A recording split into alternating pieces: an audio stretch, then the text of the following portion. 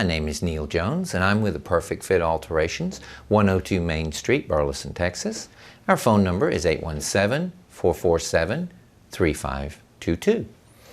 After we've wound our bobbin at the top of the machine, we will then remove the bobbin from the winding mechanism and we will start to take it and put it where it needs to go. First, we remove the transparent bobbin cover.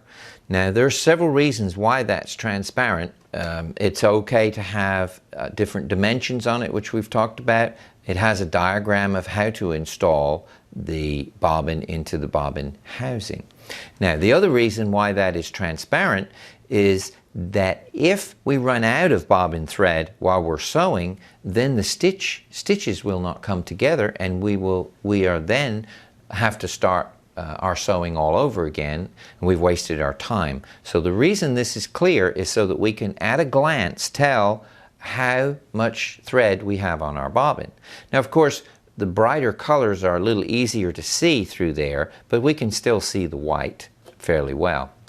Now, the bobbin casing has an adjustment over here, which primarily is for a technician to adjust. If you have a very adventurous sewer, they may be able to make a slight adjustment. But the only thing that goes wrong with this area is that the thread, if you look at it under a microscope, is actually very hairy, and some of that, as it goes through the tension area, tends to deposit in those areas. So we would maybe get some lint or thread caught down in that area. Now, we load the bobbin so that it unwinds coming onto the first slot. We will take the bobbin and pull it over onto this side, and then there's another slot right there, and it would go into that slot. Then we will take the bobbin casing, cover, and replace the cover. And that is the total of installing the bobbin, and as we get into more threading, we will go to the next step from there.